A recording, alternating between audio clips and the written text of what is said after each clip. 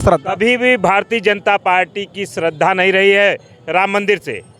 इनका मुद्दा रहा है राम में कोई श्रद्धा नहीं रही। राम में इनकी कोई श्रद्धा नहीं है। भारतीय जनता पार्टी क्या खरीद ली है क्या वो मंदिर को? क्या उनके पिताजी की बभूति हो गई है कि वहाँ कोई नहीं जाएगा? सबका अधिकार है, रामलला सबके हैं भैया, सबको जाना चाहिए। राम मंदिर की लड़ाई तो उन लोगों ने लड़ी थी ना भाई, उनका हक है तब बोल रहे होंगे। अरे हक है भैया, ठीक है, लेकिन लड़ाई लड़े तो आपका मुद्दा भी तो अब खत्म हो जाएगा। अब किस पे लड़ाई लड़ेंगे आप 22 में आप राम मंदिर दे दिए, अब आपके पास क्या मुद्दा रहा? विकास के नाम पे तो कोई मुद्दा नहीं है।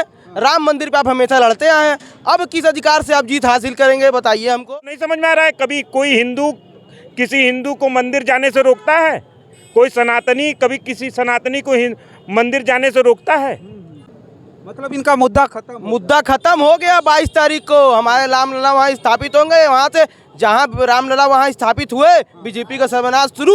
मुद्दा नहीं है उनके पास। घुसने कौन नहीं देगा? किसी हिंदू को घुसने दर्शन करने के लिए भगवान से वंचित कर देंगे आप? कहूँ देश में न कोई ऐसा प्रधानमंत्री हुआ था, न कोई ऐसा। राम भगवान से भी बढ़कर मैं हूँ। उनकी तस्वीर छोटा कर दिए हैं, बच्चे की तरह लेकर जा रहे हैं। बताइए। यानी साथियों नमस्कार, मैं हूं रजनीश और आप देख रहे हैं जन आदर्श भारत।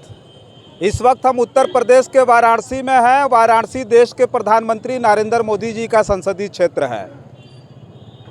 बीजेपी का जो सबसे बड़ा नारा था, स्लोगन था कि रामलला हम आएंगे, मंदिर वहीं बनाएंगे, और वो घड़ी अब आ गई है। 22 जनवरी को देश के प्रधानमंत्री नरेंद्र मोदी जी राम मंदिर का उद्घाटन करने जा रहे हैं। इसी बीच तरह तरह की बहुत सारी खबरें निमंत्रण को लेकर के आ रही, किसको निमंत्रण भेजा जाए और किसको न भेजा जाए। कन्नौज के सांसद सुब्रत पाठक ने अभी राम मंदिर की कमेटी से अपील की है कि समाजवादी पार्टी के नेताओं को राम मंदिर के उद्घाटन में न निमंत्रण भेजा जाए। अगर ये गलती से आ भी जाए तो उनको मंदिर में घुसने न दिया जाए। जिस पर चर्चा करने के लिए हम बनारस में आ गए हैं, और बनारस गंगा जमुनी तहजीब का पर्याय रहा है। तो तमाम लोगों से हम बात करेंगे और बात करके जानेंगे कि क्या ये बयान जो था, जो अपील थी बीजेपी सांसद की, वो ठीक है। ये तय वो करेंगे कि किसको बुलाना है और किसको नहीं बुलाना। बहुत बहुत स्वागत है। क्या नाम हुआ आपका? मेरा नाम आनंद कुमार सिंह एडवोकेट है। अच्छा, क्या कहेंगे? अभी बीजेपी के जो सांसद हैं सुब्रत पाठक ने हाथ जोड़ के अपील की मंदिर कमेटी से कि समाजवादी पार्टी के नेताओं को उद्घाटन में न बुलाया जाए। अगर ये आ भी जाए तो इनको घुसने न दिया जाए मंदिर में। क्या कहेंगे? ये गलत बात है। मंदिर पे जाने का सबका अधिकार है, चाहे वो समाजवादी पार्टी हो, चाहे बसपा हो, चाहे कोई भी पार्टी हो, और इसकी हम निंदा भी करते हैं। सबका अधिकार है जाना मंदिर। हाँ, मंदिर में किस हक से रोक रहे हैं, किस हक से अपील कर रहे हैं? इनका कोई हक नहीं है। ये तो एक सांसद हैं और एक काम कार्यकर्ता हैं भारतीय जनता पार्टी के। लेकिन हम अधिवक्ता समाज के ओर से हम अपील करते हैं कि चाहे वो निम्न स्तर का व्यक्ति हो, चाहे एक उच्च स्तर का व्यक्ति हो, सबको मंदिर में जाने का अधिकार है। अच्छा, उन्होंने कहा कि हम इसलिए नहीं बुलाना चाहिए कि जब कार सेवक गए थे, राम मंदिर का आंदोलन चल रहा, तब कार सेवकों के ऊपर समाजवादी पार्टी की सरकार ने गोलियां चलवा दी थी, कई लोगों की जान चली गई थी, इसलिए इनको नहीं बुलाना चाहिए। देखिए, उस समय सिचुएशन क्या था वो नहीं जानते थे। जो उस समय माननीय मुलायम सिंह यादव जी रक्षा मंत्री थे, उन्होंने हर सिचुएशन को देखते हुए ही गोली चलवाई होगी।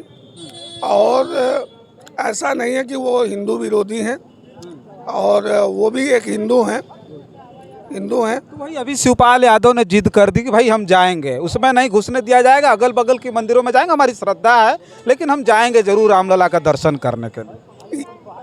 ये एकदम सही बात है और सभी लोग को जाना चाहिए। राम मंदिर को लेकर के जो हम बात कर रहे हैं कि जिस तरह से बीजेपी के सांसद का बयान आया है समाजवादी पार्टी के नेताओं को रोकने के लिए, आप क्या राय रखते हैं कि सच में इनको रोक देना चाहिए, नहीं जाने देना चाहिए कि जाने देना चाहिए? क्यों नहीं जाने देना चाहिए भैया? समाजवादी पार्टी, भारतीय जनता पार्टी क्या खरीद ली है क्या वो मंदिर को? क्या उनके पिताजी की बभूति हो गई है कि वहाँ कोई नहीं जाएगा? सबका अधिकार है, रामलला सबके हैं भैया, सबको जाना चाहिए। राम मंदिर की लड़ाई तो उन लोगों ने लड़ी थी ना भाई, उनका हक है तब बोल रहे होंगे। अरे हक है भैया, ठीक है, लेकिन लड़ाई लड़े तो आपका मुद्दा भी तो अब खत्म हो जाएगा। अब किस पे लड़ाई लड़ेंगे आप 22 में आप राम मंदिर दे दिए, अब आपके पास क्या मुद्दा रहा? विकास के नाम पे तो कोई मुद्दा नहीं है। राम मंदिर पे आप हमेशा लड़ते आए हैं, अब किस अधिकार से आप जीत हासिल करेंगे बताइए हमको। अच्छा, यानी राम मंदिर इनका राजनीतिक मुद्दा था? एकदम भैया, शुरू से विकास के नाम पे क्या किया आप हमको एक बार गिनवा दीजिए, क्या किए विकास के नाम पे? वो केवल राम मंदिर, केवल राजनीतिक मुकदमा ये किए हैं कि केवल जातिवाद लड़ते रहे, हिंदू मुस्लिम आपस में लड़ते रहे। भैया अयोध्या में आप चले जाएं, वहाँ पता कर लें, वहाँ के मुस्लिम समाज के लोग भी चाहते थे कि राम मंदिर बन जाए। ये भारतीय जनता पार्टी का जो ये जातिवाद का राजनीति है वो खत्म हो, मतलब इनका मुद्दा खत्म हो गया। 22 तारीख को हमारे रामलला वहाँ स्थापित होंगे, वहाँ से जहाँ रामलला वहाँ स्थापित हुए बीजेपी का सर्वनाश शुरू। मुद्दा नहीं है उनके पास, खाली झोला लेके लोग एकदम खत्म मुद्दा वहाँ से। अच्छा वकील साहब, एक और हम सवाल करेंगे। विश्व हिंदू परिषद के जो पूर्व अध्यक्ष हैं प्रवीण तोगड़िया को निमंत्रण नहीं भेजा गया। राम मंदिर आंदोलन में बहुत बड़ा योगदान रहा। उन्होंने कहा कि हम तो लाठी और गोली खाने वाले लोग थे, निमंत्रण में नहीं बुलाया गया। मतलब उन्होंने दुख तो उनके अंदर होगा ही होगा, नहीं बुलाया गया, उनको निमंत्रण नहीं भेजा गया। देखिए, इसके बारे में मैं कुछ नहीं करता, लेकिन देखिए हमको मालूम भी नहीं है कि उनको निमंत्रण है कि नहीं। उन्होंने अभी कहा है, आकर के उन्होंने मीडिया के सामने कहा कि हमको निमंत्रण नहीं भेजा गया। भाई निमंत्रण नहीं भेजा, लेकिन आप जाइए, वहाँ उनकी बाप की बपौती नहीं है। ये रामलला सबके हैं, चाहे वो हिंदू हो, चाहे मुसलमान हो, चाहे कोई हो। समाज का हर व्यक्ति राम से जुड़ा हुआ है। धन्यवाद। क्या नाम हुआ आपका? सुधीर शर्मा। क्या कहेंगे, समाजवादी पार्टी के नेताओं को निमंत्रण नहीं भेजना, उनको मंदिर में घुसने नहीं देना, इस तरह का बयान है बीजेपी सांसद का। निमंत्रण तो सबको जाना चाहिए। रामलला भगवान सबके हैं, हमारे आपके सबके हैं, और सबको निमंत्रण देना चाहिए। नहीं भी देते तो भी सबको चलना चाहिए। उद्घाटन में पहुँच रहा है, हाँ पहुंचना चाहिए। तो कहा कि उनको घुसने न दिया जाए, वहाँ प्रोटोकॉल होगा, कैसे घुस जाए? एकदम प्रोटोकॉल का कोई मतलब थोड़ी होता है भाई। मंदिर में प्रोटोकॉल कैसा? भगवान सबके, सबको जाना चाहिए, और श्रद्धा है, देश के एक एक व्यक्ति का अधिकार है, उस मंदिर पे सबको जाना चाहिए। अगर कोई बुलाए तो बहुत अच्छी बात है, नहीं बुलाए तो भी बहुत अच्छी बात है, लेकिन जाना चाहिए। रामलला का दर्शन भी करना चाहिए। और ये सब चीज़ राजनीतिकरण जो चल रहा है, ये सब चीज़ पे दरकिनार। मंदिर जाने से कोई किसी को रोक नहीं सकता। मंदिर जाने से कोई किसी को नहीं रोक सकता, ये अधिकार क्षेत्र में आता नहीं, कोई कानून ही नहीं बना आज तक इसका। क्या नाम हुआ? मेरा नाम नवीन मिश्रा पड़ेगा। क्या कहेंगे, अब तो मंदिरों में रोकने के लिए अपील की गई है कि भाई मंदिर में इनको घुसने न दिया जाए जब तक माफ़ी न मांग ले। समाजवादी पार्टी, जिन मर्यादा पुरुषोत्तम रामचंद्र जी ने सबरी के जूठे बेर खाए थे, सबरी के जूठे बेर खाए थे, आज सोचिए कि उनको रोकने का प्रयास, उनके लिए किसी को रोका जा सकता है? अब मैं क्या कह दूँ आपको, ये भारतीय जनता पार्टी के लोग हैं, इनके बारे में आप समझिए कि पूरा देश अब जान चुका है। ये आप समझिए कि इनका एक मुद्दा था मंदिर, जिस मुद्दे को लेके चलते थे हर समय। कभी समाज मुद्दा नहीं था, आस्था मुद्दा था, कभी श्रद्धा थी उनकी, श्रद्धा। कभी भी भारतीय जनता पार्टी की श्रद्धा नहीं रही है राम मंदिर से। इनका मुद्दा रहा है, राम में कोई श्रद्धा नहीं रही। राम में इनकी कोई श्रद्धा नहीं है। इनकी सिर्फ और सिर्फ आप समझिए कि राम के नाम पर सत्ता में बने रहने की इच्छा रही है। और समझिए कि 22 तारीख को ये जब भव्य हमारा राम मंदिर बनकर उद्घाटन हो जाएगा तो इनकी सारी इच्छा, जो मतलब राम के नाम पर जीवन भर फिर कहीं किसी और मंदिर को ढूंढेंगे, फिर कहीं किसी और मंदिर को मस्जिद करेंगे, कभी पाकिस्तान करेंगे, हिंदुस्तान करेंगे। इनकी मंशा हमेशा से यही रही है। देखिए, उनको जो है हिंदुत्व के एजेंडे को लेकर के वो इतने तत्पर हैं, उनकी सनातन में इतनी बड़ी श्रद्धा है। पहले नारा लगाते थे कि रामलला हम आएंगे, मंदिर वहीं बनाएंगे। अब नारा नया लग रहा है कि राम मंदिर तो झांकी है, अभी काशी मथुरा बाकी है, मथुरा में भी मंदिर बनने जा रहा है। और यहाँ जो है काशी का जान ही रहे हैं, अभी ज्ञानवापी मस्जिद का मामला चल ही रहा है। आप बताइए, काशी विश्वनाथ में, काशी में मंदिर आज का है? सब पहले प्राचीनतम ये है, आप सब जान रहे हैं। मथुरा में आज से कृष्ण भगवान की मंदिर है या कृष्ण भगवान की जन्मस्थली है? आप बताइए। अच्छा, ये नया विवाद खड़ा कर रहा है। ये सिर्फ और सिर्फ विवाद पैदा कर कर वोट बैंक की राजनीति के लिए ये राम को कभी आगे करते हैं, कभी कृष्ण भगवान को आगे करते हैं, कभी भोलेनाथ को आगे करते हैं, सिर्फ और सिर्फ वोट बैंक की राजनीति के लिए।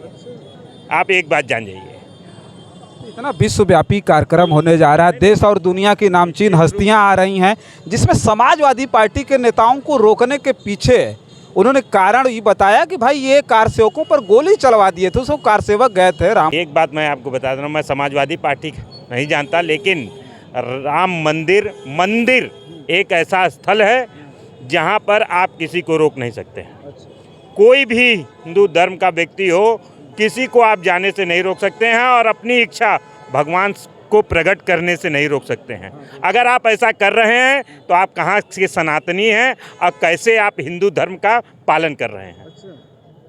मतलब मर्यादा पुरुषोत्तम रामचंद्र जी का भी अपमान दिखाई दे रहा है। अपमान एकदम निश्चित रूप से आपको नहीं समझ में आ रहा है। कभी कोई हिंदू किसी हिंदू को मंदिर जाने से रोकता है? कोई सनातनी कभी किसी सनातनी को मंदिर जाने से रोकता है? आप पहले बताइए। निश्चित रूप से भगवान राम का अपमान है।